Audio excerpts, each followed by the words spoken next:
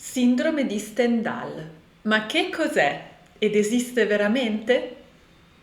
La sindrome di Stendhal prende il nome da Stendhal, che al secolo si chiamava Marie-Henri Beyle ed era uno scrittore romantico.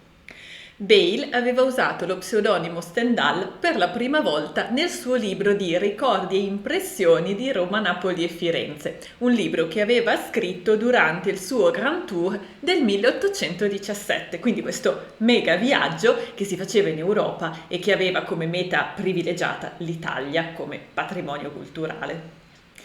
E proprio a Firenze Stendhal fu colpito da... Ero giunto, lui scrive, a quel livello di emozione dove si incontrano le sensazioni celesti date dalle arti e di sentimenti appassionati. Uscendo da Santa Croce ebbi un battito del cuore. La vita per me si era inaridita, camminavo temendo di cadere. Esatto, Stendhal era stato colpito dalla sindrome di Stendhal. Ovviamente la sindrome di Stendhal prende il nome da lui, da questo episodio qui.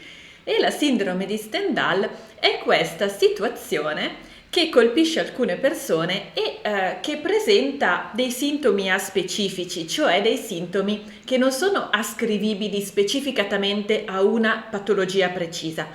E tra l'altro ognuno ha sintomi un po' suoi, più o meno lo spettro è quello, però ciascuno presenta questa sindrome in modo un po' personale.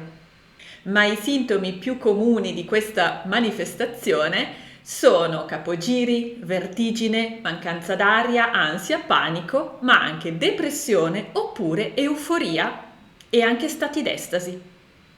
Per fortuna queste crisi sono di breve durata, però è anche vero che accadono improvvisamente e sembra che gli uomini siano più colpiti delle donne. E la particolarità di questa sindrome è che si verifica quando la persona si trova in presenza di opere d'arte, soprattutto in presenza di opere d'arte particolarmente belle. Ma questa sindrome esiste davvero? Parrebbe di sì. Nel 1977, per la prima volta, questa sindrome è stata analizzata in modo medico dalla psichiatra Graziella Magherini, che aveva notato uno stato di sofferenza in alcuni turisti che visitavano Firenze. E anche per questo motivo la sindrome di Stendhal a volte è anche chiamata sindrome di Firenze.